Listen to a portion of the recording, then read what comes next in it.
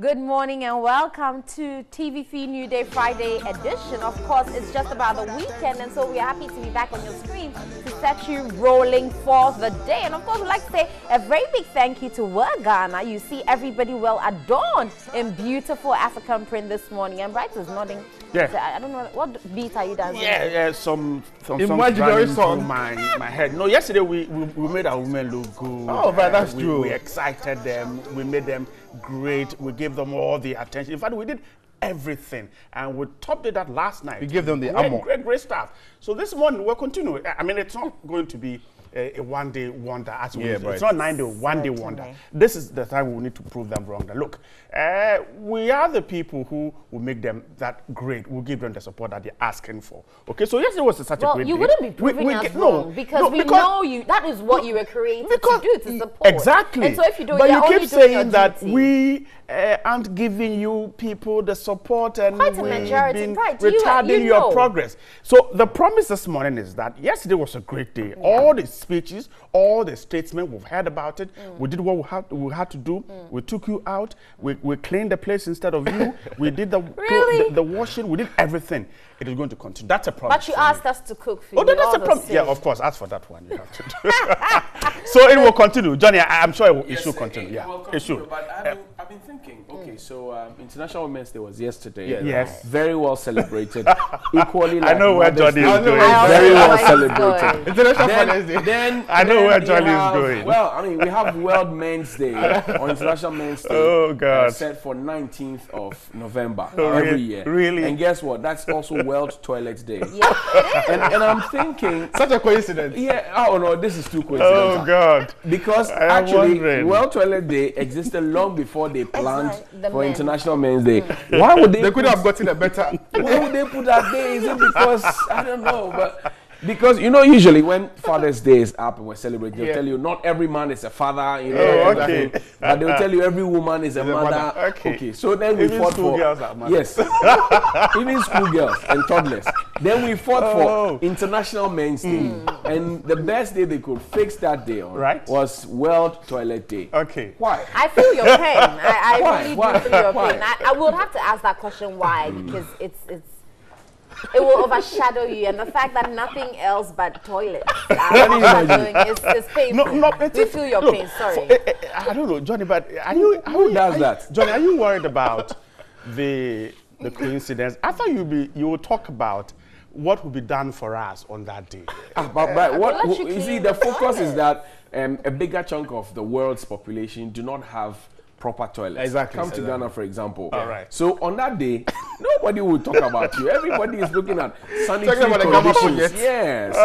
And I'm thinking, but I'm trying to catch my guys, breath. I mean, if you have a some thoughts how to make it better, because we want to write a petition to the UN. We want to ask them one or two questions. Why did you put International Men's Day on World Toilet Day? We want to know. If possible, we can get a new date. Look, come to think of it, who's been fixing these dates? It's the UN. Yeah. No, not all dates. I mean, UN? dates. The days, I mean, several dates. Eid al-Fitr, Christmas, Easter. Who's been fixing it? Well, somewhere long before Who in particular has been fixing the dates for Easter holidays? Who's been doing that? Well, it's the calendar. You know that the Anglican Church, the Catholic Church, ran a church calendar. Yeah, exactly. So Easter may come earlier or later, Yes. depending on when they start Lent. Because after the 40 days fast, then they go into the So the churches have been coming together and been fixing the dates. Oh, it's there. I mean, it's there. It's been there before we were been there. born. So it's a known thing. It's just like the homework. Yeah. Homework comes sometimes earlier, sometimes later. Great. Depending on what sign they see and how they see what. So that's why I'm asking that.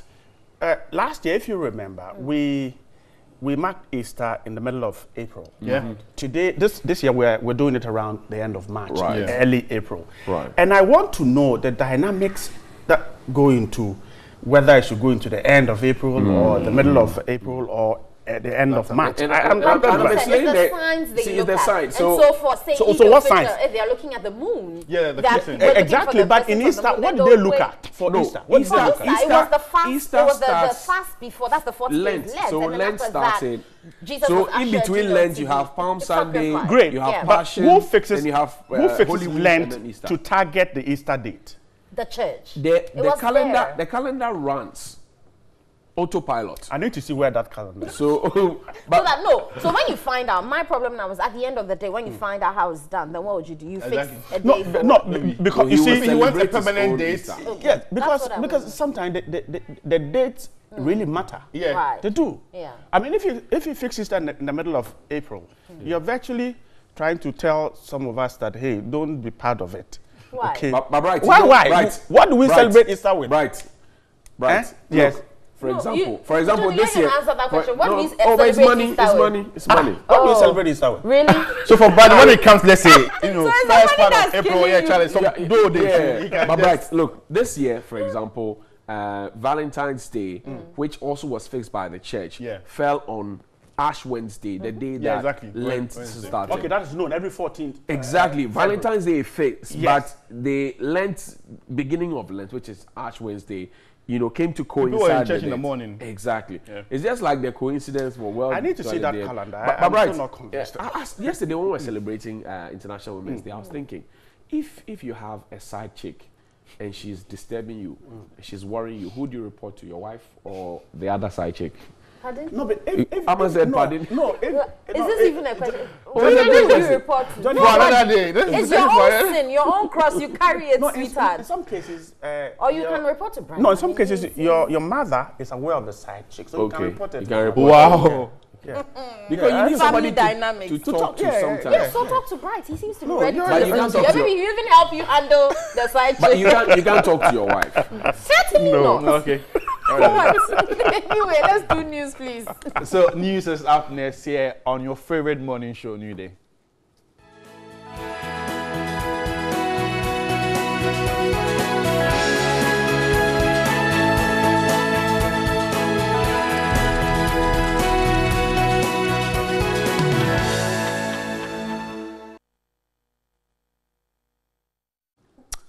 My name is George Quinn. Let's start off with the news. We'll start off with the judiciary, where the Chief Justice, Justice Sophia Kufu, has charged district, municipal and metropolitan assemblies to, as a matter of urgency, put up modern court buildings and residential facilities for magistrates. The swearing in of 11 magistrates in Accra, she said most district courts and accommodation facilities for magistrates are not the best. The 11 magistrates, including 7 females, were elevated to the bench with a call on them to handle the administration of justice ethically and responsibly. The Chief Justice, Justice Sophia Kufu, admonished them to equip themselves with knowledge and the code of ethics of the profession, because no excuse will be taken if they go against the professional conduct. Ghana does not expect any less of you. Ghana will not take any excuses from you. They didn't teach us this one in law school. Learn it, teach yourself. Thank goodness for the internet. It has brought learning much closer to all of us and has placed at our fingertips, literally, libraries from all over the world. She called on the various assemblies to give the necessary support to the judiciary to enable it deliver. To the district and municipal assemblies that do not have any or that do not have adequate district courtrooms and or residential accommodation for their magistrates, that they must live up to their statutory responsibilities so that the magistrate is also enabled to function at the desired level. She stressed on the promotion of human rights among magistrates, stating that protecting the rights of individuals should be paramount in every aspect of the lives of citizens. Many magistrates seem to think that because the Constitution says to enforce human rights, you go to the High Court or you go to the Supreme Court. Human rights have nothing to do in the district court. That's a wrong conception, because human rights constitute a cross-cutting issue in everything that we do. The magistrates will be serving in some district courts in the country. Still in the Court of Appeal has set aside portions of the Judgment Debt Commission report, which made unfavorable findings against Alfred Agbesi Woyomi, citing a breach of the rules of the natural justice. The three-member panel, presided over by Justice Victor Ofoye, also made an order for the findings to be expunged from the white paper dated 18th November 2015. The Deputy Attorney General and Minister of Justice described the application by embattled businessman Alfred Woyomi at the African Court of People and Human Rights as an affront to the 1992 Constitution of the Republic of Ghana. Lawyer for Alfred Woyomi, Osafo Boabin, argued that the Supreme Court ought to rule that all proceedings in Ghana should cease until the African Court for People and Human Rights has given its ruling in respect of the application before them. During his oral submissions to oppose the application, Deputy Attorney General Godfrey Dame-Yeboah submitted that the African Court of People and Human Rights cannot exercise jurisdiction over the Supreme Court of Ghana. To that end, the Deputy Attorney General prayed the five-member Supreme Court panel, presided over by Justice Jones Doche, to dismiss the application and order the applicant to avail himself for his oral examination to continue. The Justice Jones Doche-led panel subsequently set the 28th of November 2017 as date for its ruling on the application. An Accra Circuit Court, presided over by Abuaje Tano, has remanded in police custody a 35-year-old suspect in Royal Motors robbery case. The accused, Osman Salami, pleaded not guilty to 2 counts of robbery when he appeared before the Accra Circuit Court. Osman Salami, aka Bebe, is facing charges in connection with the daylight robbery at Royal Motors. He was described by the police as a key suspect in the robbery incident at the North Industrial Area, Accra, after his arrest on March 2nd at Ashalaja in the Gawes municipality. It will be recalled that some masked men attacked and robbed Royal Motors, an automobile firm in Accra, at gunpoint and made away with sales of the company. Whilst escaping, the armed men allegedly snatched a Toyota Camry saloon car from its owner after firing shots. The accused pleaded not guilty and insisted he was not an armed robber. But the court, presided over by Abuaje Tano, remanded Osman Salami into police custody to reappear on March 21. Osman Salami was represented in court by Kofi Bonny. Just so you know, you can interact with us. Just go into our social media platforms. On Facebook, it's News on TV3, and on Twitter, it's the News TV3. Let's still do some stories. What the Trade Union Congress, TUC, says it will seek the prosecution of employers who demand sexual favors before offering jobs to prospective female employees. Addressing a forum to mark International Women's Day yesterday, the Deputy General Secretary of TUC, Joshua Ansah, described such behavior by employers as an affront on Industrial and Labour Act 651. The Deputy General Secretary, Joshua Ansah, expressed concern about incessant demand for sex made by some employers before offering jobs to women. He noted that in many instances, some women succumb to such demands, and this affects their work output and also exposes them to public ridicule. Joshua Ansah therefore cautioned employers to stop such behavior or risk facing legal action. I want to take this opportunity to caution all men and women themselves who harasses their colleagues, especially those who are looking for jobs, who are taking exams and so on and so forth, to actually stop that alcoholic, barbaric and unacceptable behavior in this society. General Secretary of Industrial and Commercial Workers Union, Solomon Kotei, cautioned men of God who also abuse their wives to stop. People in the church, especially the pastors who beat their wives, they must stop. And when we say the wives, be courageous and report them. That is why the also is there, so that the liberation will start from that point.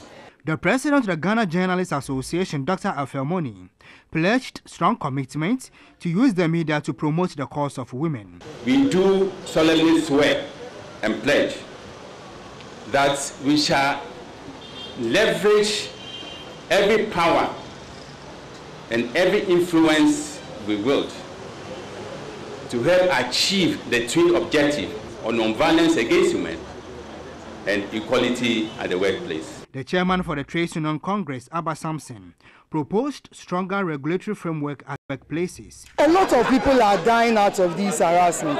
We say there are no jobs. Sometimes there are jobs, but some people are not getting their jobs because they don't agree to do certain things. And I think all these things must stop. The head of gender desk at the TUC, Albert Alaye, entreated government to lead discussions on protecting women against workplace violence at the upcoming International Labour Conference. ILO is also discussing in 2018 a convention on violence against men and women at work.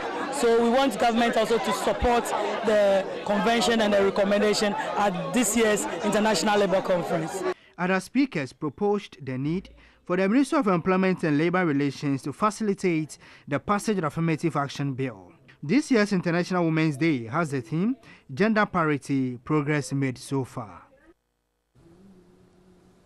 It's still news here on New Day. Government is to recruit more chartered accountants to help streamline public financial management to reduce corruption in the quest to implement the Ghana Beyond Aid policy. The Deputy Minister of Finance, Abinawase Asare, made the disclosure in an address at the 2018 induction ceremony of the Institute of Chartered Accountants in Ghana, in Accra.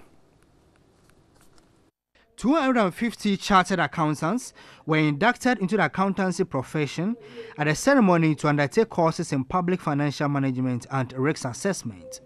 They will also be engaged in forensic auditing and the promotion of proper corporate governance. To achieve maximum results, the Ministry of Finance plans to engage most of these chartered accountants who will be expected to assist government to execute its Ghana Beyond Aid program. Deputy Minister of Finance Abinawase Asare implored the chartered accountants to be ready for the job. As newly qualified accountants, commit yourselves to a Ghana Beyond Aid by imbibing the ideals and high ethical standards of the profession, good corporate governance, effective internal control, proper risk assessment, professionalism, and business ethics. President of the Institute of Chartered Accountants Ghana, ICAJ, Christian Soti, implored the newly inducted accountants to support the growth of the economy. You have a task, not only to uplift the image, but to personally develop yourselves. It's not just telling people that you are a chartered accountant and you have the qualification, but at the end of it, what can you deliver? A council member of ICAJ, Professor Adum Frempong, underscored the role of the institute as the only regulatory body to check the practice of accountancy.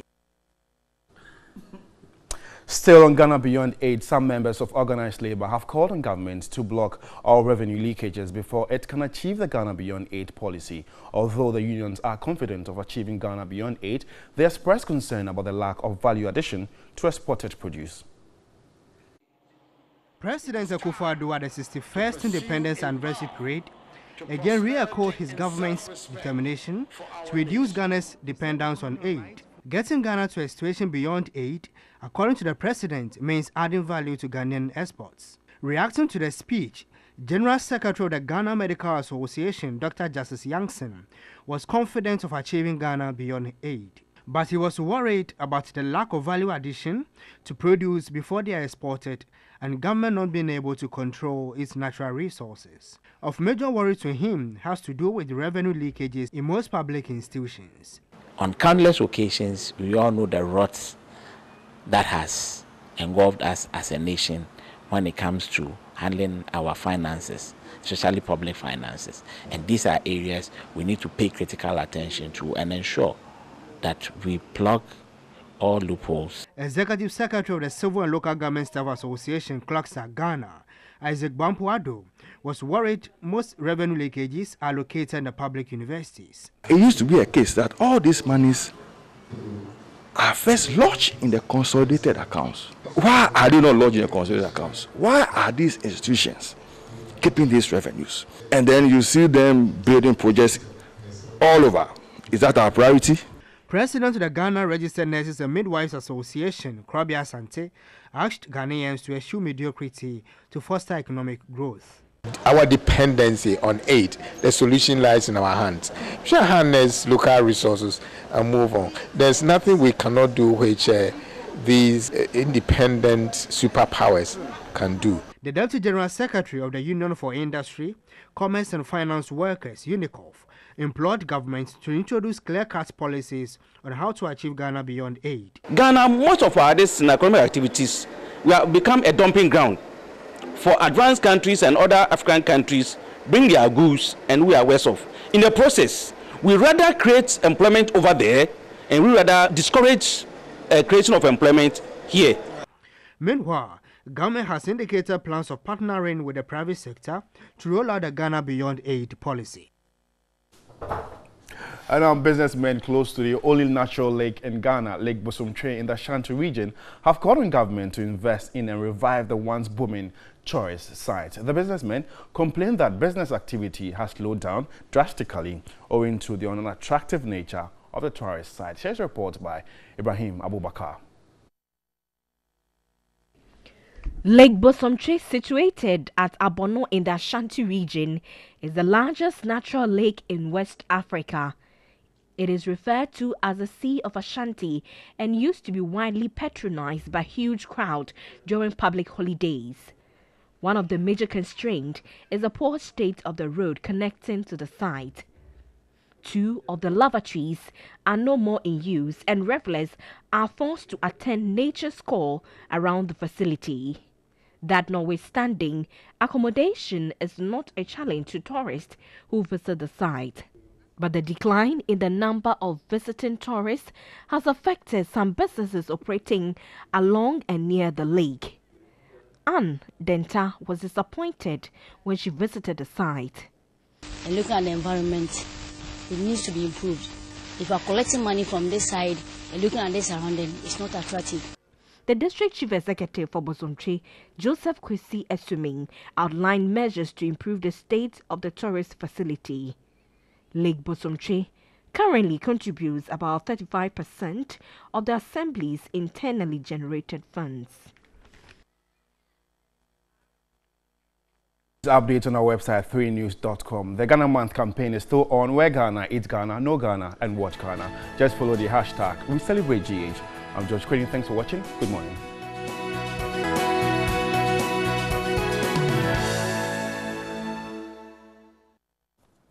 Welcome back. Let's touch on the headlines now. Ghanaian Times says, at the International Women's Day celebration, keep girls in school to avoid early marriage, the First Lady tells parents. Also, the Vice President says, check your kidneys frequently. Then the President leaves for India to attend an ISA summit. And then finally, 7 Ghanaians have been charged for online romance scams in the United States. Okay. Online romance day is good. Yeah, it's online. It works for some people, but when you're scamming... They've been charged because they might have deceived the person. Yes. Yeah, and it's a regular phenomenon. It is. People do that. So when you tell the person that you're in love with, the idea is to dupe extort them something for money. them. Oh, I see. Yeah. But what, I mean, it's difficult to fall in love without, there's some things that are not real. I mean, as you have a conversation with the person, you should be able to tell that they're leading you on to extort or for a reason. But not everybody is, you know, thinks through everything. People fall all the time. I mean, I've been... And I'm sure they go looking out for the vulnerable. Yeah. That must be... Back in the day when I used to visit internet cafes, I mean, my laptop got knocked off and you sit beside some of these boys and even the English they're using to con the person, it doesn't add up. But the people buy into the idea. And I'm thinking, wow. So can't they read in between the lines, demanding for money from them, asking for all manner of, you know, things? Unless they are giving, going Johnny, to do juju. I have an issue here. If I fall in love with Amma and online, I'm able to convince her to part with something. How does that become extortion? Well, I mean, it is the motive. You know, the crime has measure, has the intention, and then the motive. But so I promised her marriage, and I'm unable to marry her. I mean, so. Well, but I mean, the person is giving you, the person is giving you money or whatever favor it is on the basis in the sure hope that yes, you marry. And you see, sometimes they even lure the people to come all the way to Africa, you know, pick planes and come to Africa in sure hope that they will meet them at the airport and take them. Then they get here, they call them, nobody's picking up. How come some women can't get men to marry, and but others are paying for marriage? Well, that's just a $1 million question. Exactly. But the point is that for those who fall victim, oftentimes may have had a neighbor or a relation who has succeeded in getting an African to marry, and they've come to take them home for whatever reason. So they feel that, well, it is a possibility. If my sister has been able to get it, let me also try. It's possible, and then they get it. But you're wondering why we are there. I mean, we are there. If you want to marry, fine. We are there. We won't charge anything. I mean, are you looking at the polygamous? Yeah, but because I'm an African by nature, we are. I mean, yeah, Africans are. Okay. But you're also a Christian by nature. We don't mind. So you indoctrinate. Bright will give a sermon on that. You let's move away. International Women's Day. First Lady tells parents to keep girls in school to avoid early marriages. But the truth of the matter, I have been thinking about it. Is it keeping them in school that prevents early marriages? Because there have been people who have still gone to school, and even as you teach them and educate them about sex and how to keep yourselves and all that, have gone on to get pregnant and have dropped out. Let's not even move to the marriage part. Right. So my question is it the parents' desire to really get these children to get good education to become whatever they so desire to be in future? Because if the parents don't understand that education is key in making their children reach that goal, irrespective of what you do, they're still going to put them in marriage even when they're in school, thinking it's still going to help. So I guess the conversation goes more to do with the education of the parents. Exactly. Yesterday, while the First Lady, you know, when she had the encounter with the women out there in the garden at Ridge, one thing struck me. The woman in charge of girl child education and early formation at the GES was just talking about things that are supposed to be and said that, well, yes, even in the schools we have focal persons who will talk to these girls, and I'm like, madam, you know that the things you are talking about, they are non-existent. For example, we do know that out of the over 11,000 basic schools we have in Ghana, there are girls who can't go to school because they are menstruating and they can't cross a certain river. And yet they need to go to school to access education. There are girls who can't go to school because when they have their monthly flow, forgive me if you're having breakfast, when they have their monthly flow, they can't go to school because there's nowhere to change them, you know, they swap their parts. These are real issues. So if you're keeping the girl who is an adolescent at that time, whose mind needs to be taken off certain things, and you keep the girl out there because of some culture and some tradition, how do you expect the girl to pick up? You get it. Then you add poverty to the whole equation. And you worsen it. Because their parents are quick to want to let the girls go so that they can be free. You get it. In Malawi, I read something as shocking as hell in Malawi, where we're told that girls as young as 10 years are sent into a camp and to learn how to please men sexually. As young as 10 years. I see. And I'll be surprised if it has traces here, because you know, in the African countries, we all abide by a certain culture. So linkages. We are, if you like, destroying their rights and disrespecting their rights on the basis of culture, and I think that's wrong. I hope this one is not another talk show, because I saw Mrs. Ajima Rollis, a woman who for a long time championed the issues of children by the fireside and many other things. I saw Mrs. Joyce Ayi there, Dr. Joyce Ayi, sorry. I saw the First Lady there, and I saw some other key personalities there.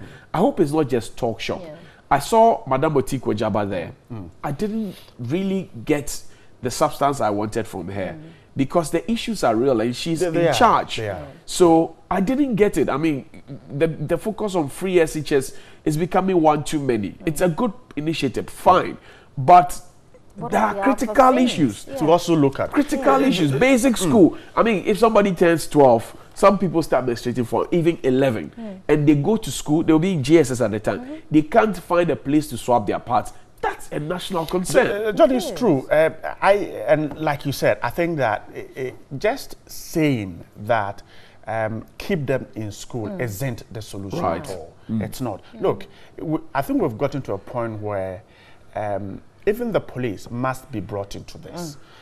Because if you go to the Upper West region, for instance, what GES there has done is to get the police commander involved, so that if a girl is taken away from school, the parents are picked up by the police. Somehow it is helping. So just an advice to parents, isn't the solution at all. We need to get our law enforcement agencies to be part of the process. Right. That if a girl is picked for, and in fact, these things are done on the advice of parents. Right. No young person or old man or young man can go pick a girl or marry a girl 18, 16, 15, 14 without the consent of the parents. Yeah. And so if all you want to do is to ask them not to keep the girls in school, it will not solve the problem. Johnny raised another issue. Look, and yes, Amma, you also said the same thing about sometimes the girls are in school and they are getting pregnant. Yeah. Look, let me tell you,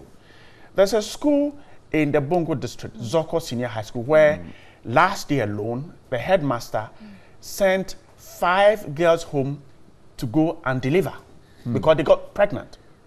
The reason is that they don't have accommodation facilities on the compound, so they are renting an apartment in the Zoko town. And what happens is that then they are left at the mercy of men, old and young, who prey on them and get them pregnant. And that is not alone. At Dafiama Senior High School, also in the Upper West region, has the same problem. Last year, 2 girls were sent home to go and deliver. It's the same situation. Their school is not walled. Access is just open. And so the girls are able to sneak out and then they get pregnant. So we seem to be focusing on just one side.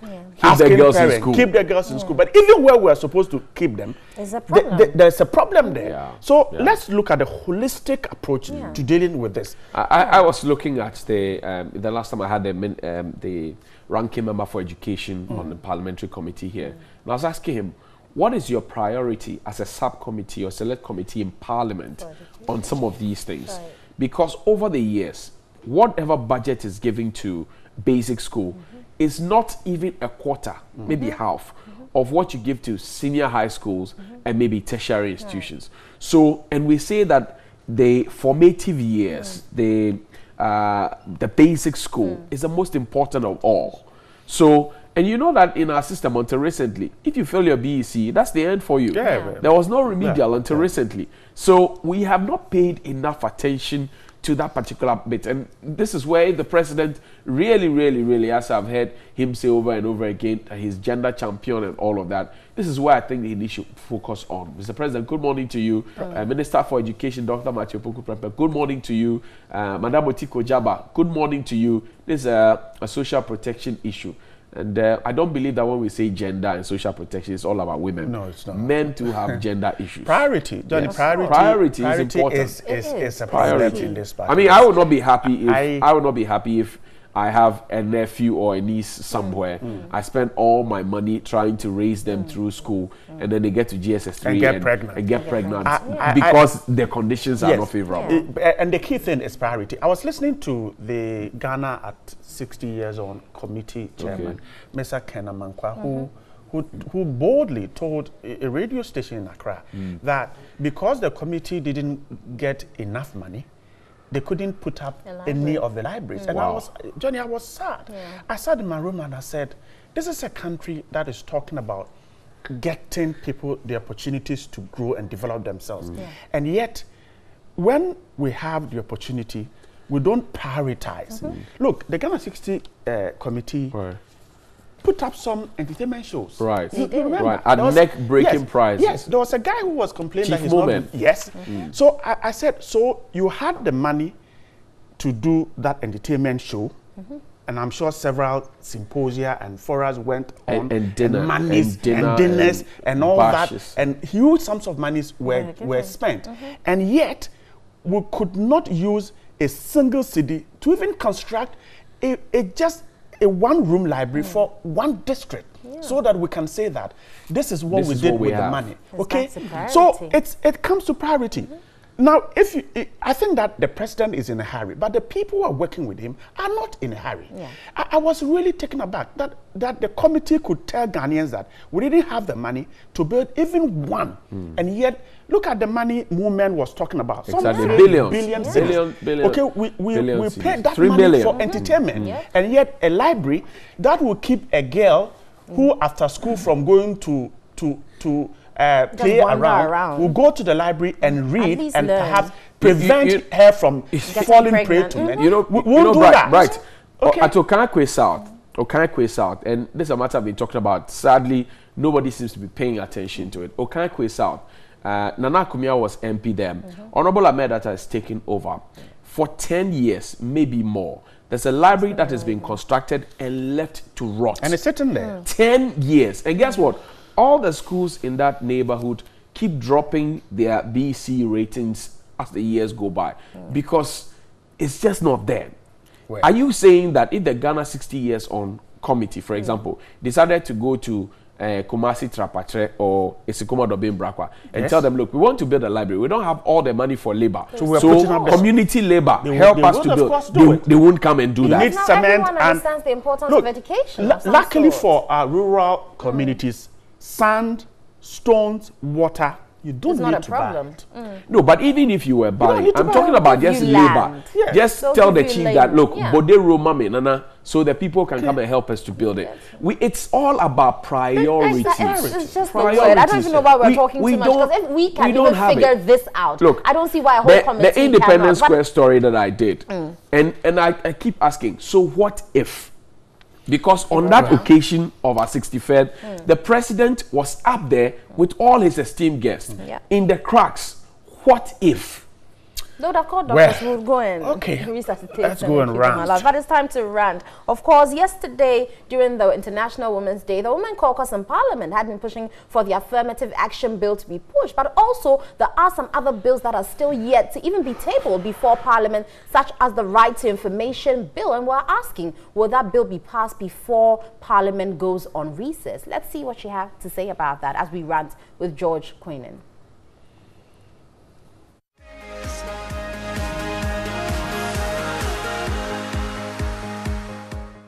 A critical weapon to add to the armory in the fight against corruption is the Right to Information Bill. After many years of hesitation, the President has assured the passage of the bill before Parliament goes on recess. Mind you, he's not the first President to give such assurance. And so, let me start my timer. Let's see how it goes. This is Daily Rant. Let's keep talking. For the special prosecutor to work efficiently, he needs the Right to Information law to access information to facilitate his work. So I believe that by the end of this parliament, we will see the Right to Information law. I take the assurance. Well, this is not the first time we've had assurances from people in government, whether the president or the information or communication minister. So frankly, I think nothing will change. It will just be the same process. They go to parliament, they start debating it, and then the parliament ends without them having to pass it. They'll have to give you excuses. Some way, somehow, they'll find excuses. They are not committed to passing it because they know Why it will are you not. a pessimist here? I'm not being a pessimist. I mean, I'm just saying what is going to happen. Because we've seen it over and over and over and over again. Yes, it's here. We had someone who is a communications person be president. Okay. And he said he was going to pass it. He said that time with that number. Nothing happened. We're just hopeful, and I'm highly optimistic that it will happen. It's not about what would the president gain if he doesn't pass it, and he has a lot to gain if he passes the law than not passing. It has more to do with what we've seen in the past, the trajectory, how long this bill has been lingering, the kind of politics that we've played with this bill, and I do not see anything different at this point in time. Like my colleague was saying, other governments have come, presidents have come, said, we'll pass it. Before the sit parliament was resolved, on the final day, we all were in this country and we saw the kind of, heckling, I wouldn't even call it heckling, but the kind of, atmosphere that panned out in parliament. There were people who were saying that, okay, we need to pass this bill before Parliament rises. It didn't happen. Yeah. And I honestly do not think anything will change. The Right to Information Bill is just like the Affirmative Action Bill, which has lingered for God knows how long. And every government talks about the commitment to pass it. Last year, the president, in his State of the Nation address, talked about passing the Affirmative Action Bill before 2017 ended. Where in 2018, he's had to apologize for not, expediting action on that. So what's the difference? Easier said than done? Exactly. Yeah. What's the difference? I think that when government really wants to go ahead and enact a law, nothing stops government from doing so. The agency with which government went ahead with the Major Mahama bill, we all saw that. So it tells us clearly that it's not a priority for government, because obviously they could have done this last year. On the point of how significant the bill is, I'm beginning to rewrite my notes. Initially, I was one of those that thought, of course, it will help in a great way to help to curb corruption, but I'm beginning to revise my notes. I'm beginning to feel that as a people, we always want to cling on to something and celebrate. So we began with a special prosecutor. I think now that is done. So we are looking for something else to celebrate, just to make us look good in the books. For me, that's what I think. I think, like he rightly said, to some extent, the president has a lot to gain when this bill is passed, just because he's going to take the glory that it was passed under his tenure and the rest. But really, I'm beginning to revise my notes on the significance of this bill. But I really don't think that the president is really committed to passing it, based on previous utterances, even by their appointees and assurances they give, which they couldn't deliver. Okay. I know this is going to be a critical weapon to add to the army in the fight against corruption. And the posture given by the legislators, does that mean that it will come back to them because it's going to help in accountability? Is that the reason? You see, I'll let Papis talk a bit on that, but you recall in the last parliament, one of the issues that hindered the passing of this bill was the state of the bill itself. So they raised issues about the state of the bill, how it was drafted, and certain issues that needed clarification. Yeah. As we speak, a lot of work has gone into that. Yeah. And the bill has been fine-tuned and presented to cabinet. Yeah. I really don't know why that bill will stay at cabinet till the end of this parliamentary session. I really don't know why it will do so. Well, it doesn't have to stay at cabinet. It will go to parliament. But in the state parliament, we've had certain MPs say that their own colleagues on the Legal and Constitutional Affairs Committee say that they oppose to the passage of the bill. And so they'll do every and anything to ensure that it doesn't go. And they are the same people who are going to make sure that they go through it, go through the process, ensure that everything is okay, and then okay it. So the president on his part, from his cabinet... I want to get this. Why would somebody say, okay, I don't want this to be passed? Because it is not in the interest of the person to have the right to information bill passed. If I'm a politician and I know I have some dealings and there's the right to information bill, and I know that Imon Obiko can just walk to any state institution and ask for information on what I have done, and it will be given to him, why would I want such a bill? It's like giving him a gun and asking him, try me. Why would somebody not want this to be passed? The legislators? Well, that would be a difficult question to answer. But I still want to even make this quick point about, we already have a law to protect whistleblowers. Yeah. Ask yourself how effective that has been in our fight against corruption. So I still maintain my earlier stance that it's just something that we want to use to design the books when it comes to corruption. So when a foreigner comes and picks our laws, it's going to look at some of these laws and say, wow, we've done well. But really, we won't achieve a lot with this. It's difficult for me to tell the motive. It may be obvious that they want to conceal some information. That's why they are hesitant in passing the bill. But it's difficult to tell. Why would someone I honestly agree with Emmanuel. It's a country of many laws. Each and every single day, parliamentarians make laws. How, whether it's the parliamentarians, government officials, or the ordinary Ghanaian, how committed are we to even abiding by those laws? So yes, there's the clamor for the Right to Information Bill to be passed into law, and it will be perfect if it is passed into law. But ask yourself, after it's passed into law, then what happens? How do you implement? Do we want it passed or not? Is it better? I want it to be passed. I don't think there's any argument on whether people want it to be passed or not. I don't think there's any argument. I think if you ask 100 Ghanaians, 99 will tell you they're in for it. And what about the point?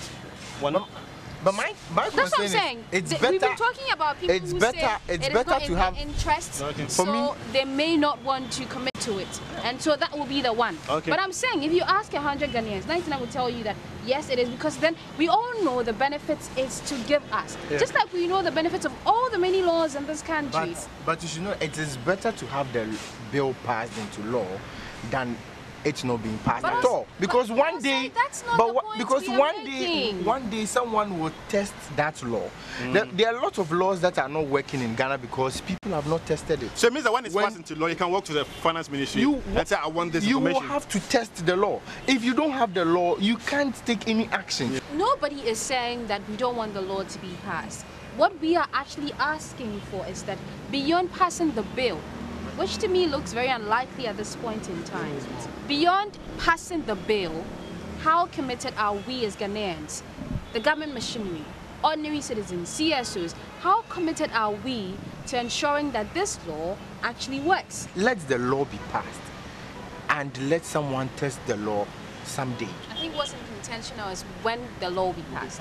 Not or whether it will be to even be passed. I think that is the that's main. What's intention, not let the law be passed. I'm very confident. Agrees. Everybody agrees.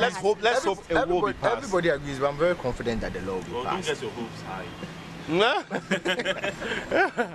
And so we've seen, we've heard promises. Time with that number. From Kufuor to Mills to we are just giving this. Mahama We are just giving this president the benefit of the doubt because We obviously we can't say because someone promised in the past and didn't promise and didn't deliver. Get a special prosecutor. He should have pushed last year. And I'm saying, harder. And I'm saying he has the majority in parliament. The bill is still at cabinet. Yeah, it has been in cabinet. Do you know how many times that's gone to cabinet? The bill is at cabinet. And I'm saying, let's just give. At cabinet, I It mean, stays there. It stays there. It's part of. It's part. Yeah. I'm sure that the attendance sheet is signed on the bill. Let's just give this president the benefit of the doubt. Okay. And just count down. And just count down till the end of this parliament and see what will happen. If he doesn't pass it into law, we are the same people who will come out and tell him that he promised this and he failed. And he apologized. What's the essence of coming out to say he promised and he failed? So he gets to. At least he tried. Oh, there are lots of we can say there are lots of things we can do. Okay, so after many years of hesitation, the president has assured the passage of the Right to Information Bill before Parliament goes on recess. Will that materialize? Because it's not the first time a president has come out with that assurance. Let's know your thoughts on this. Log on to our social media platforms. On Facebook, there's News on TV3, and on Twitter, there's our News TV3. Thank you for watching, and good morning. This is what it feels like.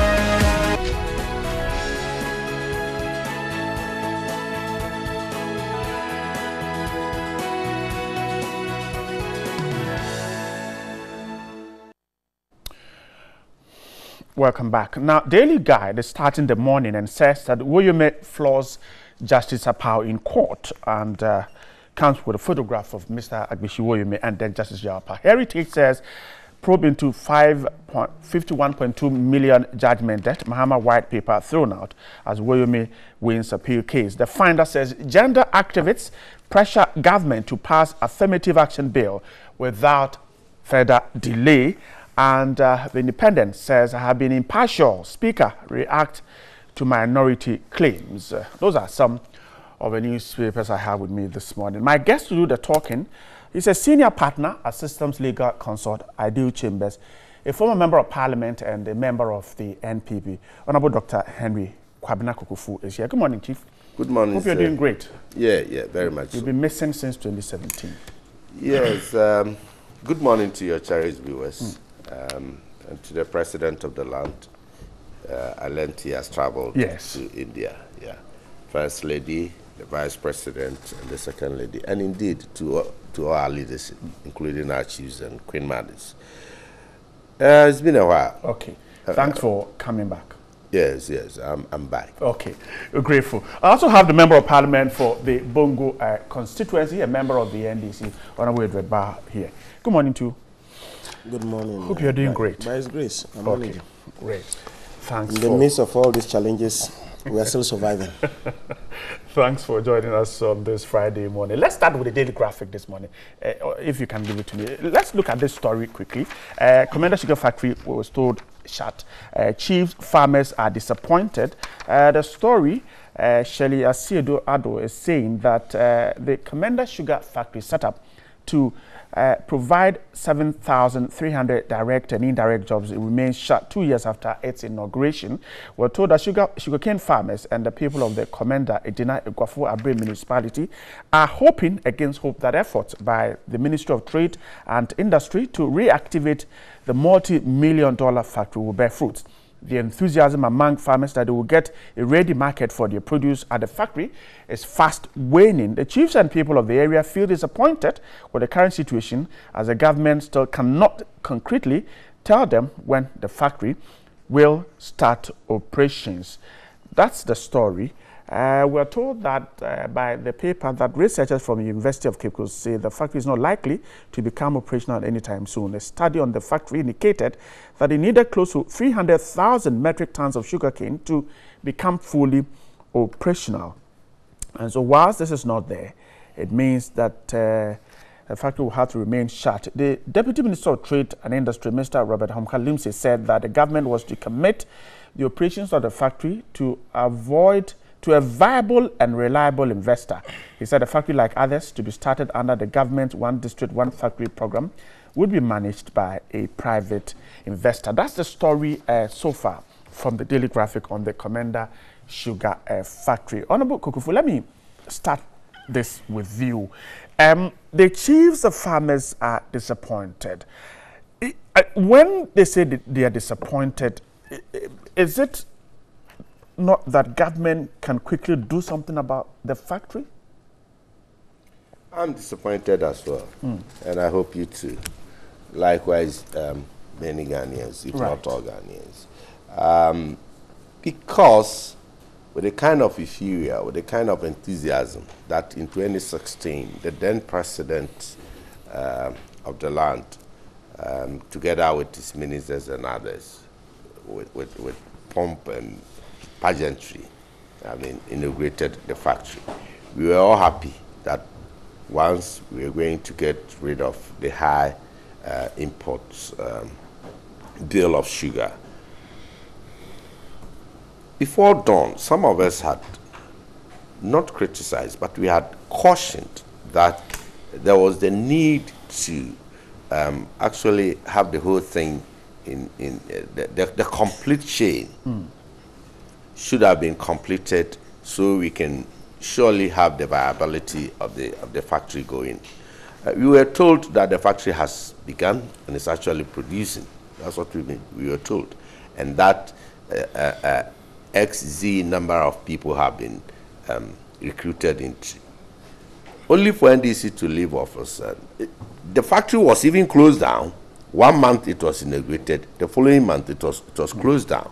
And the reasons so it was a test run. It was a test run, and it never. We do not know whether the test was completed, whether the test was positive or negative. But from foregoing, it is clear that the test run failed, or the test failed. So, Nana Danko Akufo-Addo, a new patriotic party, took over 2017 last year, and efforts were made to see to the revival of the factory. And it's so surprising that something put out there, multi-million factory put out there, and it could not work for 1, 2, 3, 4 months, 6 months, then it got shut. It was so simple. This is a factory to be fed with the raw material. The raw material is sugarcane.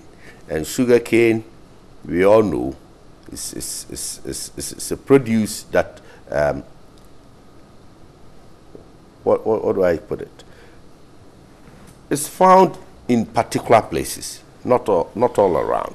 So it was thought that that particular enclave, producers are there, the outgrowers and all that. And we were also told that this factory had to be related to cultivation of large acreage of sugarcane so that it becomes the standard supply base, whilst the outgrower wants to trickle in to supplement and complement whatever the raw material base. That was not done. It wasn't done. So the chain was not completed. We came to office, and the Minister of Trade, Honorable Alan Kojo-Martin, looked into the whole thing, and clearly it was necessary to get enough more funds to go into the cultivation of almost 14,100 acres of sugarcane. The Indian Exim Bank. You know, the India Exim Bank gave out the money, and it was contingent that the $24.5 million. The loan for the outgrower scheme. Yeah, the loan for no, not for outgrower scheme per se, but for plantation, 14,000. But just before the NDC left office, there was a loan in Parliament that was supposed to go into the outgrower scheme. Yeah, that was $24.5 million.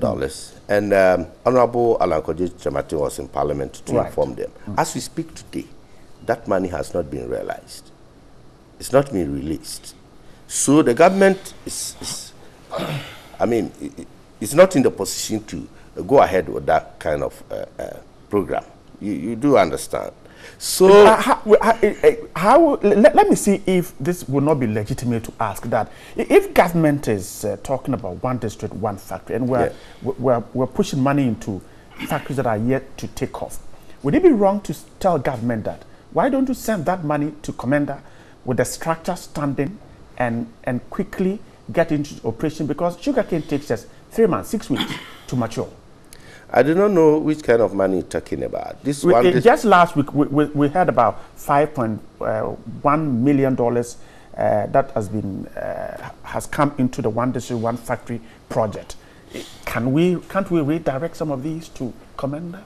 It's monies that are coming from a particular source. Right. I mean, private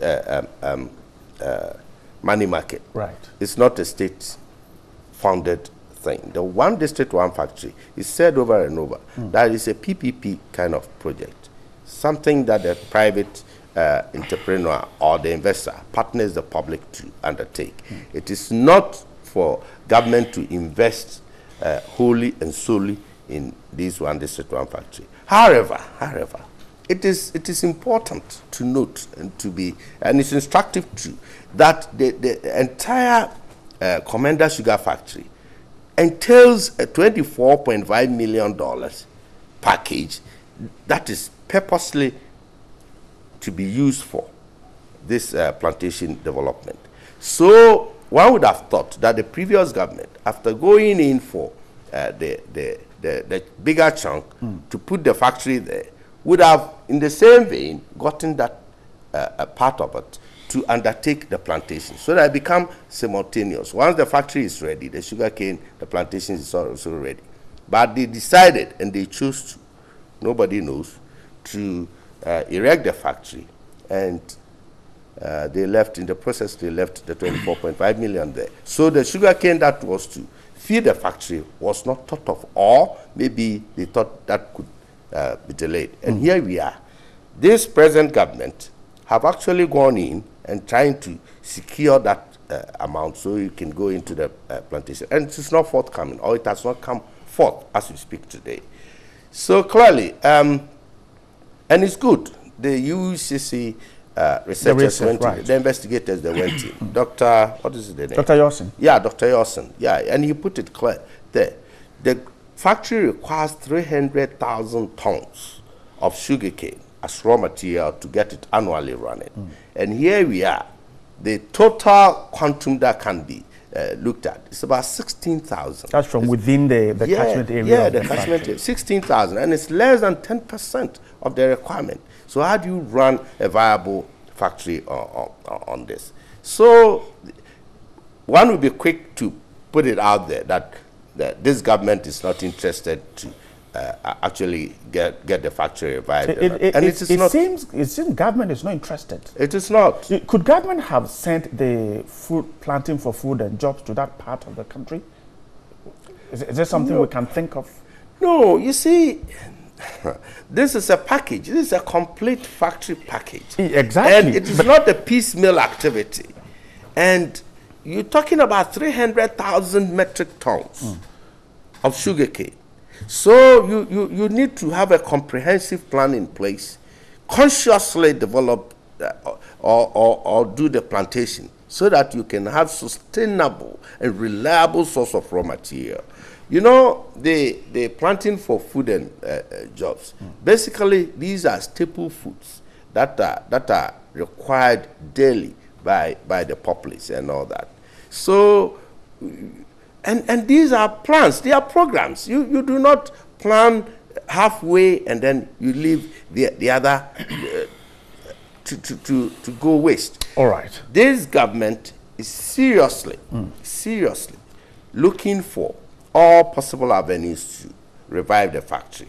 If you listen to the deputy minister is talking about yes, there must be a viable and credible, reliable private investor come in to manage even after the plantation have been put in place.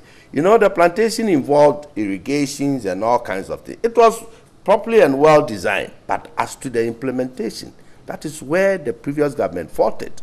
And we drew the attention to that. And they said, oh, as for sugarcane is about 6 months and it will be. But they forgot that you needed the funds, the allocated funds, the dedicated funds to undertake that kind of project. So let's hope. And I know that the minister is still working hard on that to secure that kind of funding. Right, I'm grateful. Honorable, so this is where we are, and the research is suggesting that 16,000 tons could only be gotten from within the catchment area. Even what we were told that we could go 40-mile radius out of the factory area, we could only generate some 10%. So the raw material is a problem.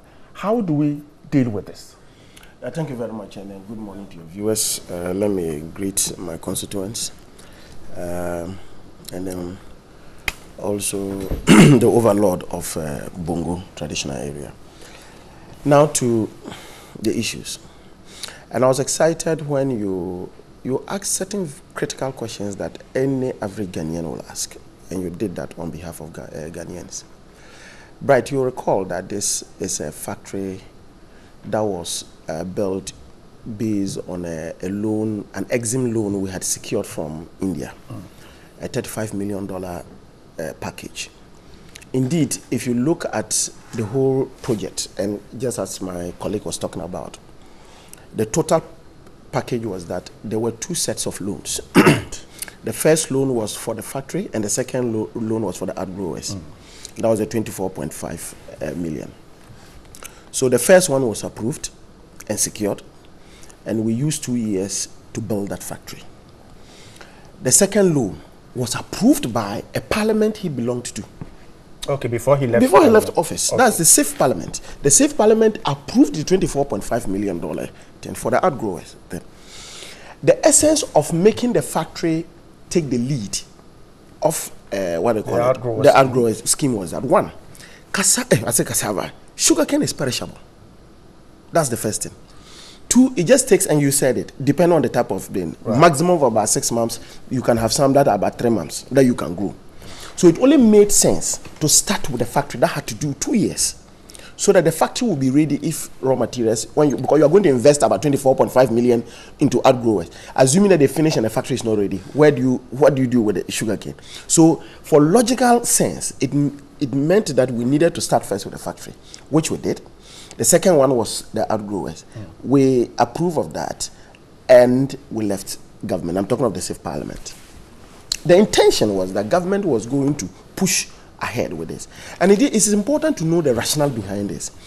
You recall that just the 2015 State of the Nation's address, His Excellency, the former president, had indicated that if you look at one of the reasons why even our currency was not stable, it was because of the balance of trade. If you look at the amount of money we had to spend in terms of hard currency to import certain produce, sugar, rice, and all that. So there was a need to pump in money into those areas to be able to ensure that we reduce our imports. If you look at sugar alone, sugar we're importing annually about $200 million worth of sugar. So there was a need to cut down this. In fact, the newspaper itself is talking about our annual consumption is about 375,000 metric tons of sugar. Right. And so the essence was to cut down on this level of consumption that we do and dependent on other countries. Unfortunately, and I think my colleague should ask his other colleagues in Ministry of Trade. The Minister for Trade was called to Parliament somewhere, I think, just before the end of last year, about the status of the Commander Sugar Factory. They gave responses nobody knew. Initially, the rhetoric of the deputy minister, when the deputy minister came and responded to this, was what my brothers talked about. He didn't even know that the loan had been approved already in the Safe Parliament. You were on the floor that day? Yes. Okay. He didn't even know that the loan had been approved by the Safe Parliament until his attention was drawn to it.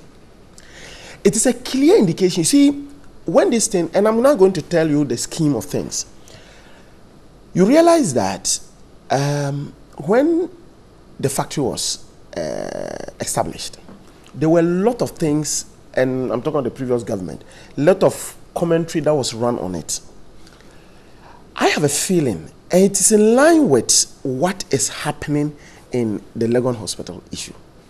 I have a feeling that this is a national asset that has been put up by another government. You will have to ensure that you create an impression that it was a wrong investment. And the only way to do it is to be disinterested in the progress of it. And I'm excited if you look at this, the residents of that area, because they know the type of jobs they were going to get, and the lecturers and other things are worried about the fact that the enthusiasm of the previous government in what they wanted to do, they have seen it diminish in the current government. And they have made comments about it. Actually, there was one time I was on another program when somebody called from that neighborhood and complained about why we had such a factory there. And luckily enough, this factory, one thing about factory, if it is well maintained, it can be there for about 2, 3, 4, 5, 6, 7 years, when it's not operating. But we have this thing there. You are advocating one district, one factory. You are advocating job creation. You are advocating the fact that you want to see a lot of people work outside what we call the formal sector, particularly when government itself cannot employ people. So you have a situation where you can give opportunities to farmers and other things to work. We are investing huge monies in a program that is planting for food and jobs. You already have a place where, one, the loan has been approved. This was a 2-package thing by the Exim Bank. They were ready to. You decided not to pursue this thing. And suddenly, you come and create an impression that it was not well thought through. Look at the process. There was no way you could have started with the outgrowers this and looking at the nature of crop you needed before you go to the factory. Because the factory needed at least 2 years, and we used 2 years to establish it. And but after if that, the factory was 3/4 ready, you could have started the outgrower. You see, I agree with I agree with you that. But you see, the point is this. And again, thanks be to God, you have just brought that up. The issue was that, look, you were not going to take the loan. You understand my point? It was, no, sorry, you were not going to have the funding. Right. The funding was coming through an Exim facility from India. They had, and in all these are huge sums of money. In all this, you need a parliamentary approval, you need a scrutiny and other things. And my senior colleague will tell you the scrutiny, loans and other things go through in Parliament. So when they finished the first package and saw the viability of it, they needed to go for the second one. And luckily enough, it was done. Okay. The process in securing this loan had already started. When the government came, decided to discontinue. They were not interested in pursuing it until questions were brought. And indeed, the first time this thing came up was when the deputy minister, again, before he came to Parliament, you remember that he also came to the Public Accounts Committee. Right. If you remember that incident, right. When he spoke, and a public servant, that's a technocrat, contradicted him there. When he talked about the fact that, the same thing you said, that the test run and other things. And the technocrat said, look, the test run was successful. They produced a number of, what they call it. You remember that there were even some sugar and other things. The test run was successful and everything. Then we realized that he didn't even have the information. The next time he came to Parliament to now answer this, because that day, Honorable Alan Chirmantin was out of the country, and therefore he again came to the floor of the House to answer and didn't know that the loan had been approved already in the safe parliament. You understand? It is not because he has no capacity to know, but because they were not interested in doing that. These were files that were not looked at. And I'm saying that it was all planned to fit into their narrative before the elections, that this was a wrong investment. And if you say it's a wrong investment, then it contradicts your own position of trying to create jobs using establishment of factories. And you have given, I remember, the vice president was in China. You remember the supposed 19 billion, the 19 billion we are still waiting for. That, and in that there was a package that was meant to be given to the private sector to be able to go into this one district one factory. You have a factory that has already been done using money, $35 million. You are not ready to pursue that. You are ready to let that thing rot just to fit into your narrative before the elections, so that at the end of the day, you can come and tell Ghanaians, like what Honorable Kukufu is telling Ghanaians, that this was not properly thought through, and this was, to a very large extent, a good investment done at the wrong time. That is just it. I see. Let me put this question to Honorable Kukufu. I mean, government is talking about jobs. Is it not possible for us to pay attention to Commander? Right. You see, you can play mischief. You can be disingenuous to the people of Ghana and still go scot-free. But remember that it will always come to us. As politicians, we've got the responsibility to be truthful to the people. Now, here we are. When did President Mahama inaugurate the factory? 2016. Right. Which month? I can't recall the month. Okay, good. So which month? And then it was about somewhere in April. Elections or something. No. 7 months into elections. Right. Yeah, somewhere in April. Okay. Yeah. So if the factory was ready, test run has been done and all that is viable and everything, you still had time to cultivate these but you needed I'm coming. You're sitting here saying the loan has been approved and the loan has been approved. There is two things to it. Parliament can approve the loan, but the disbursement is not done by Parliament. So it's been approved? Yeah, of course. Why not? Okay. The loan has been approved, but it's not been released. Is it not possible for government to pay attention, pursue it with all its energies? Look at that. You have not pursued it. Allow me. The fund is not in your custody. You went in totality to made all those agreements and all that. Parliament has done its part by approving. But for the release of the fund, it has got to come from the Exim Bank. And do you go and fight over there if it is not forthcoming, or you try your best and it's not forthcoming? You see, what prevented you, your government, to have ensured that all these facilities, all these funding were actually in place? Yes. The facility was Please. Allow him. You allow him. So what prevented you? Because it was in two tranches, and one goes in handy. It goes in handy. Great. So 35 million for the factory, 24.5 million, and even I remember that President Mahama, when he was inaugurating the factory, has said that we're going to do this plantation because $24 million component is also ready. So what prevented your government to undertake the cultivation? The NDC, the previous government did not do it. We are 1 year, 3 months into it. Yes. The key question perhaps the people of Commander will be asking is, can government spend its energies on getting this money? Is it possible? Of course. The minister told them, Honorable Kojo Alanchemati told them in Parliament that yes, we are pursuing, we're trying so hard to get the money released. What are the funds? Well, that one you should have asked him in Parliament because you were there. The challenges, and you said it's huge sums of money, and this is coming from another source, Exim Bank, Indian Exim Bank, and it's a private money. Right. Good. So here we are. Accept your failure. Yes, you might have a good intention to get the factory reactivated. So what is the failure? The failure to think through it properly, to get things. I mean, these are interrelated projects. One component here. They are it should be integrated. It's an integration.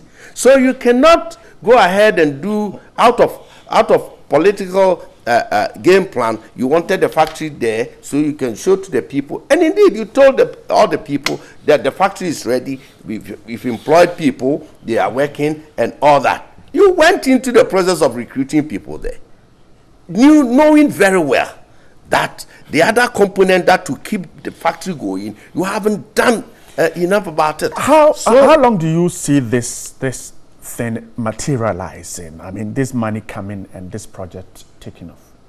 Well, soonest, because I have confidence in the minister, in the sector minister, and then the government's commitment, the president's commitment to see to it that job creation becomes a reality, you know. And so we cannot continue to belabor over these things. That's why quietly the government has not come up to complain about some of these things, just for the people to bring it up. And I'm happy that these researchers went in there to try to see actually what is going wrong, because the impression among the people, particularly the locals, was the fact that everything is in place and everything is to take off. It is this government, just as Honorable Edward is saying, that we've thought through, we've said, and we are not interested in, and so we are not pursuing. That is the wrong impression you've put it out there. And let everybody knows that this government under Nana Addo Dankwa Akufo-Addo will never do such a thing. We are ready, and people are ready and prepared to do what is good for the people of Ghana. Okay. This is a major strategic project that has its components well thought of through, and that funding shouldn't have been a matter of a problem. But how you handled it, the way you wanted to put the factory out there, so that people will see, because we are going for elections, and you did not. Maybe you forgot along the line that you needed that kind of money to be ready. Parliament had approved. Okay, I'm coming. Allow him to wrap. Right. Take my bite. Very, very true that Parliament approved this loan, of which I was part. Right. Of which President Mahama was president. Of which the project was his baby. So what prevented him under this roof, this sun, from securing that much needed funding so that this cultivation gets through? What prevented it? So if the loan was approved after the factory had been built. Yes. Yeah. And you said that the factory was inaugurated in April. Yes. So it means that President Mahama had just a few months and left office. Few months. 4, 5, 6 months? 6 months. 6 months. So and 6 months is not few months. Yes, and 6 months in government. And your government has about 13 months in office. So you don't think that if he didn't do it, we could have used 13 months to do it? There might be an inherent problem. Okay. That is the point. And that inherent problem is still lingering on. There are problems here. Yeah. So the issue is that there might be challenges with getting the money. Exactly. You see, the inherent problem is only in their heads, because they have not stated it to anybody. Well, consistently. That is why President Mahama couldn't get the money. No, you see, look, right. Let's look at this thing very well. In terms of the project design, concept, and everything, if you look at it, the whole idea was to have the loan in 2 tranches because of the fact that one activity had to lead. Which you had explained earlier. Okay, so one activity had to. Right. After the inauguration, at the early stages of it, because normally when you take any factory, any machine, even if it is a generating plant, it's a factory, even though the capacity may be X, you don't start on day one producing that particular product at X. You do gradually and ramp, and that's why they say you ramp over a period of time. So sometimes it can take you about 6 months, then about to ramp to the maximum capacity. We knew that we already had some farms, and that's about the 10% issue you are talking about. Right. That could keep the factory just in a bit. And in all, if you look at the thing, the factory was designed in such a way that even electricity was going to generate its own power. It was also producing a feedstock for the alcoholic beverage industry, that the molasses they were going to have. So it was a well-planned thing. So after the fact, we were supposed to now rely on this about 10% feedstock that will come in terms of the local producers, whilst the plant itself ramps up. And in the period of that, we then have these outgrowers. And as I said, basically, crops, sugarcane is between 3 to 6 months, depending on the variety. And so this was something that could be done. The loan had been passed, but let's even say, let me grant him 6 months. So usually you go for you have Parliament approve the loan. After they have approved the loan, and this loan is always an agreement, because it's an agreement between the Exim Bank and then you. So they all sign to it. Then you take it to Parliament. Parliament looks at it and then approves it. Then the executive will then pursue that. Let's even assume that 6 months, that will pursue this thing. And the handing over notes obviously would have told you that this is where we have gotten to with regards to this, with this factory. What is the problem in accessing the current loan? Have you told Ghanaians? Well, Nabu Kokofo isn't aware, but he knows, I am or saying he that believes it is not only there might be some inherent problems in there. The story is quoting the deputy minister. Has he told us what the problem is? He's just saying that they are pursuing the loan, trying to secure the loan. Yeah, has he told us that, maybe on the basis of X, the people think that we have not met this condition, we have met this, or maybe the previous government did not do X or Y. So on the basis of that, we are not able to access, or maybe we are not able to unlock that particular facility. They have not. And consistently for 1.5 years, they have not told us. And the reason is simple. From here, the reason we'll is that find out. The reason is that they are not committed. They want to leave the factory there. Right. And luckily enough, the people you entreat honorable member to go and file a question. Oh no, don't worry on the about floor that. of Parliament We'll for those out, information to be given to him. Or you can just walk through the Ministry of Trade and then ask for those questions. But you see, the minister had opportunity to say, you can continuously impugn disinterest on this government, but it will not wash. The truth is that there's no money. The fund is not available. The fund is not available to undertake the outgrower plantation program. Ask them why the facility we have put up there in Legon is not working. Let's move to Parliament. The Independent this morning says have been impartial. Speaker reacts to minority claims. The Speaker of Parliament says he has been impartial in all his deliberations ever since he assumed office as the number 3 highest position of the land, including but not limited to the minority NDC. If you remember, on Wednesday, the minority embarked on a sit-down strike in what they termed protest against the Speaker for being partial against their cause. It started when the minority leader, Haruna Idrisu, rose up with the intent of catching the eye of the Speaker to make an intervention during a presentation to the House by the Deputy Minister for Agriculture, Kennedy Ohene Nyakom.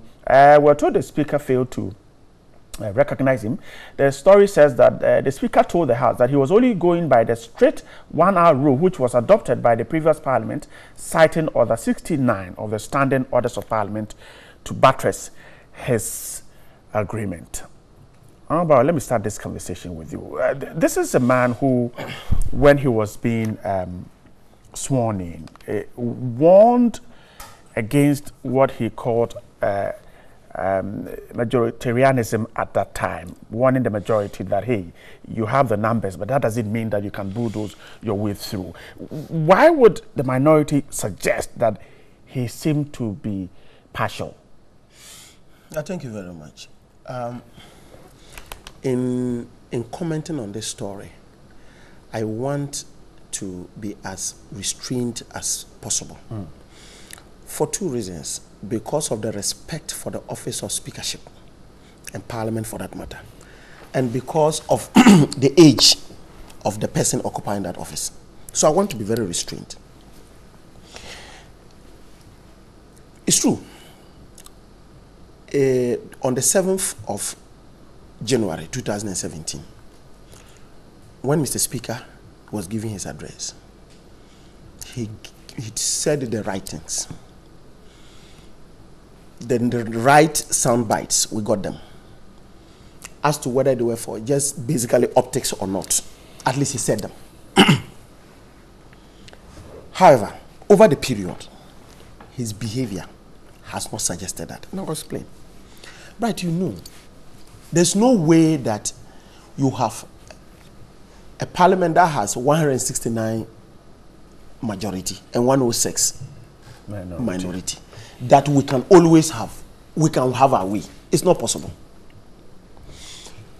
But in every democracy, what the speaker does is the fact that he tries as much as possible to allow the minority to vent out his opinions. Because eventually, it is a question of vote. And the majority will definitely have his way. And so for every speaker, this is what you look at. The speaker, and I say it, whether it is Justice Diafanan, whether it is Sechi Hughes, Alajete, Madam Banfordado, or whoever, or Joe Ajahu, you have your leanings. That at the end of the day, whether you like it, you want to also be seen, because you were actually brought into the seat based on the majority strength. You understand? So you have your leanings, and everybody will permit you that. However, you must allow people to express themselves. And I'll explain to you this. It started first with the Ameri deal. When a motion was tabled, and Honorable Kokofi is here, usually the standing orders of Parliament are clear that if you have a motion, and Parliament works using standing orders and the Constitution. Right. These are the two documents we use. When a motion is tabled and seconded, Mr. Speaker then does what? Presents this motion for debate, for deliberation. So people will then make. Then on the basis of that, a decision is taken and he rules on that. If it demands that he has to refer it into a subcommittee or a committee, a standing committee, he does that. The Ameri deal. Honorable Katie Hammond tables a motion. Somebody seconds. Then, Mr. Speaker immediately refers the thing to the Mines and Energy Committee. So, the minority leader gets up and says, this is not right. Just trying to catch his attention. And there's a reason why the sitting arrangement is the way it is in Parliament. The sitting arrangement is made in such a way that in terms of seniority, you come as a backbencher is somebody, like if you come, I'm at the back because this is my first time. You have Haruna Idrisu being on the right, in front of us, but on the right, nearer the speaker. You have Honorable Chairman Sabunsu nearer the speaker, said that anytime they get up, because you know in Parliament, it is when you catch the eye of the speaker that you get to talk. And usually when you have it, that's why even when you have a majority leader or a minority leader talking, hardly will you even see a member getting up to challenge him, because that is the leader of the house. You understand about me? Honorable Haruna gets up. He ignores him and refers the thing against the standing orders of the house. And that explains why the minority decided not to be part of the Ameri committee. So I'm a member of the Mines and Energy Committee. We never took part in that exercise, because we felt that it was an affront to the standing orders of the house. Fast forward. All other issues that we do, you can have Mr. Speaker sitting there, you have one of our leaders getting up. Mr. Speaker would just look like this and would not mind. The latest being the LI for, what they call it? The law school. The law students. My brother, even within us, and that was the part I was shocked with Mr. Speaker. You know why? Even within the minority, there were people who were in favor of the law. There were those who were against the law. In the majority, you had people who were in favor of the law, and others, even though the majority had been whipped to keep quiet. But of course, we all knew that. Whilst they were making, we all knew that those who were for and those who were not for. But they were all whipped to behave in a particular way. We had been given the opportunity to take a decision based on our conscience and based on what our constituents tell us. So we had the freedom. So you had a situation, even within the minority, there were people who were for the bill. Now, after the debate, you call for a voice vote.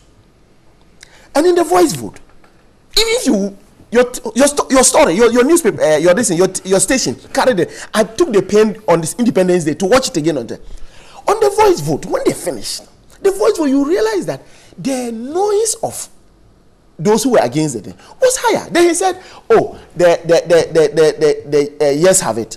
Okay, you have ruled, but outstanding orders also gives us the opportunity that if you have that, you can call for a division, which simply means that we do not believe that maybe a particular ruling that you have done is the right one because it's a voice vote. So we now do what we need to vote.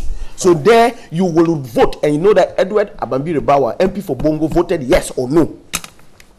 He gets up, the chief whip, the minority chief whip gets up, and you ignore him. The deputy whip gets up. In addition, you ignore him, and you move on. And meanwhile, this was something that was for you, and you didn't do it. Then you had yesterday again the question time issue. This particular one, that was the day for yesterday. We had finished with the there's always 1 hour for what do you call it, question time. Right. So the thing had come up, and then when we had finished, the minority leader, and actually he corrected him. He then told him why he got up the previous day. He called up to tell him that because he wanted to be like, because you have allotted 1 hour for that, I just want to draw that, is it possible that we agree that those who were not able to ask their question, they have an opportunity to ask it another day? Because you have allotted 1 hour, and the 1 hour has expired. He gets up, and when he gets up, Mr. Speaker ignores him. Mr. Speaker ignores him. So we all then sat down. Then you know the interesting part of the story. After yesterday, when we came and were now looking at the votes and proceedings, we realized that all the questions that were not asked were captured as if they had been asked in the Hansard. So he said, this was what I wanted to stop. I wanted to make sure that every MP who has asked, maybe sometimes it's a constituency specific, about maybe Bongo, maybe the road. He couldn't ask it.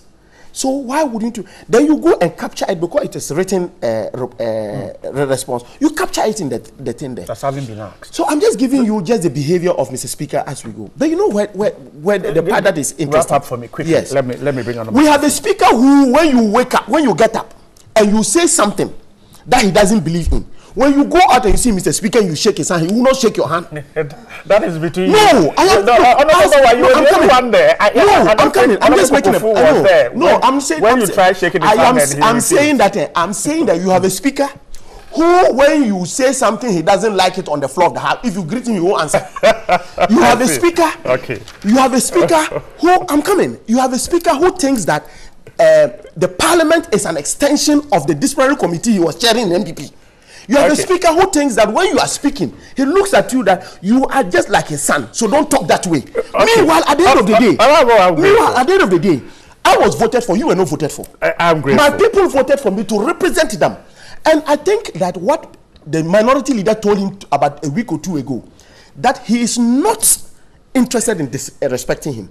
But if Mr. Speaker presents himself in such a way that he will not be respected, he will be treated like he was treated on Thursday. I am grateful. I'll get you to come in, but let's take some comment quickly from Johnny, and then I'll come back to you. Thank you. Good morning once again. TV3 New Day, good morning. The difference between competency and incompetency are clear for the public to judge between Nana-Addo and Mahama administration. Mahama has done his part, and over 1 year in government, what did Akufo-Addo oh, come on, please.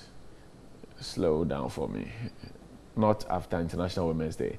Akufo-Addo do. Even one cement bag he couldn't buy, but he kept on promising with lies. How many school blocks did he build before giving free education? And did we think of that? As at now, what improvement did we get on our roads since last year? The only improvement we received are accidents which killed millions of people.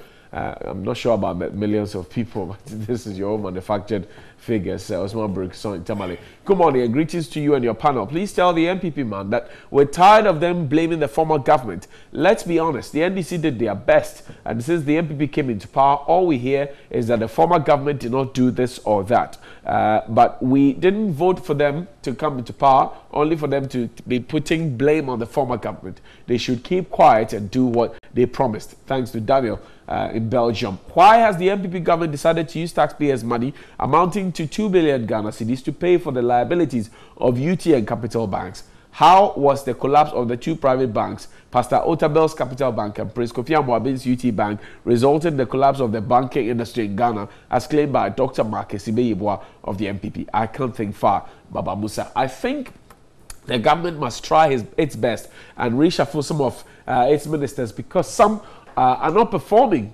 to our expectations at all. Chagos in Sawam has qualms about it. TV3 New Day, we read this already. TV3 New Day, good morning. Okay, Osman keeps showing up. NDC and their propaganda. What stopped them to start production after the test run at Commander? Their lies will forever see them in opposition.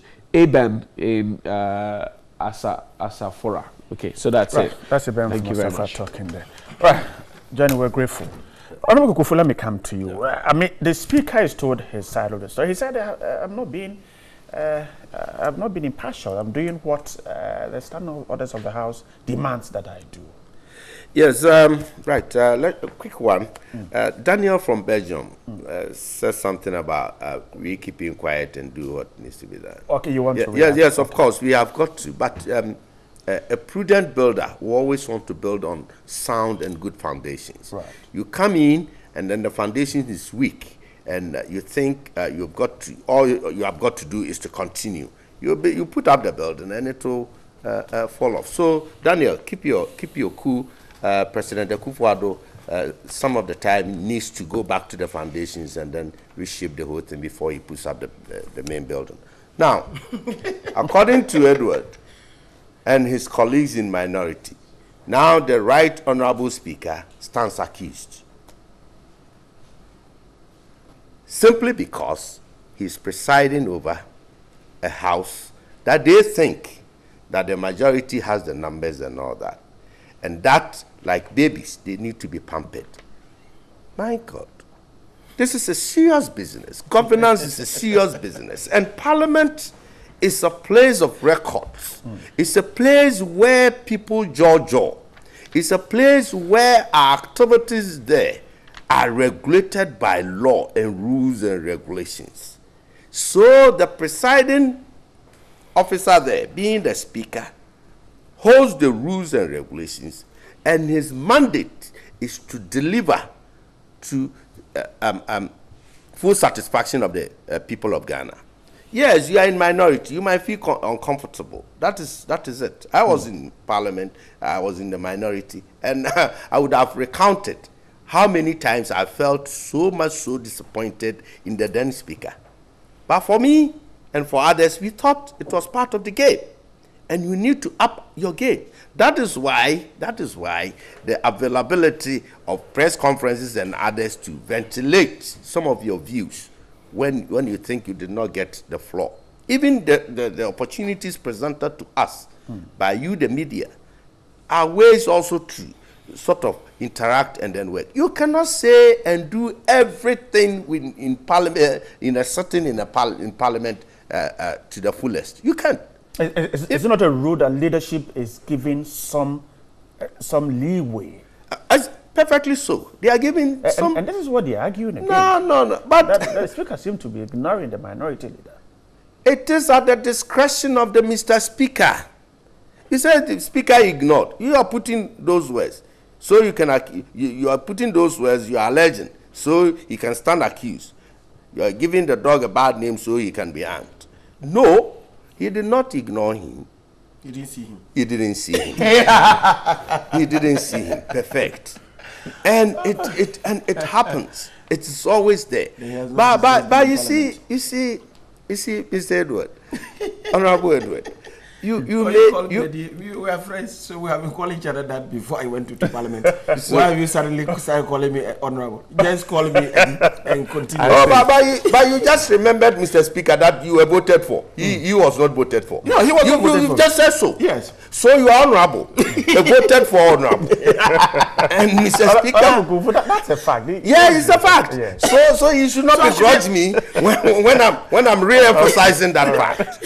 You get my point. Okay. Good. So now, Eddie, you will surely learn the rudiments of parliament in a very hard way. And that one, let me assure you, even if you are in majority, and within your own minority enclave, there will be an issue you may want to get up, speak up your mind, because it might be so dear to your people or to some people that you know. But the rule may be 3 people will have to speak on this issue. Within your own caucus, you may not be selected. And you'll be panting, and you know what I'm talking about. I used to sit at back there and with my heart boiling, you know, because this is an issue I think I want to speak to it. And yeah, you don't get within your own caucus, okay, you will not be sidelined, but you will not be given the opportunity. So don't worry.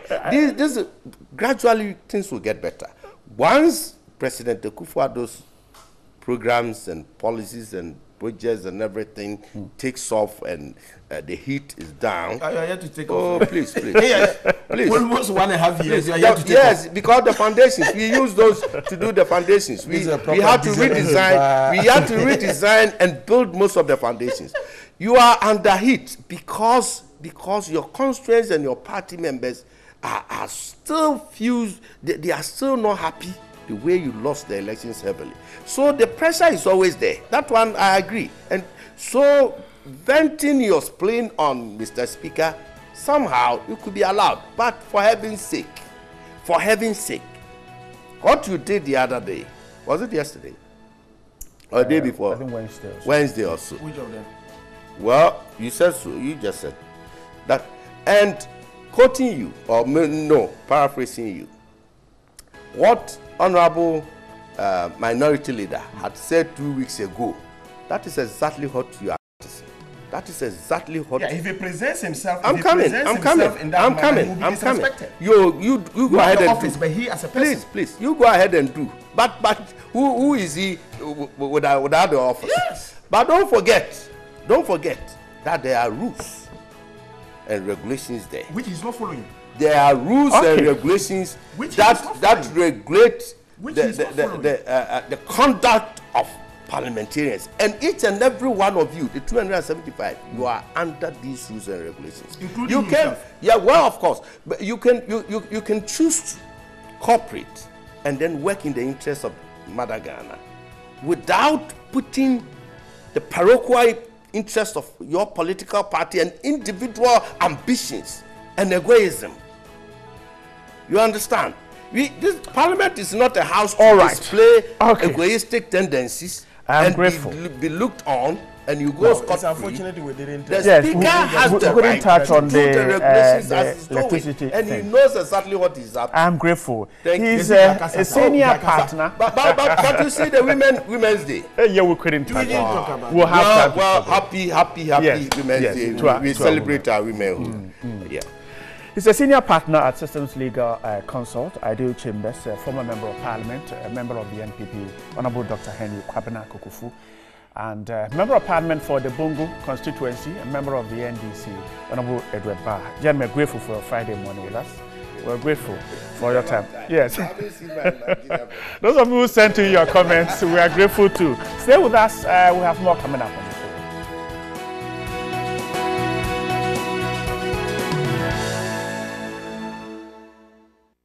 Welcome back. So, of course, everyone is excited when there's sales and when there are things that are being reduced, because you've waited for that item for so long and it's been expensive, but now it's being reduced for you on Jumia. And speaking to me, I have Massimiliano Spalazzo. He's the CEO of Jumia Africa. Good morning, Mazi. Good morning, and thank you for having me here. We're grateful you're here. But tell me about Black Friday, because the last time we met, Black Friday was just about in session. How did that go? Oh, it's been crazy. Actually, the sales have been outstanding. We delivered more than 100,000 products only in Accra in less than 3 weeks. Nice. So people bought anything from beauty products, mobile phones, laptop, TVs, and I really hope that we made many Ghanaians happy and that we're going to be able to make them even more happier this year in 2018. Right, but certainly I'm sure they're happy, because if you were able to make that much in 3 weeks, yes. How was the delivery service, the call-ins? How's that? Actually, the delivery service has been hectic.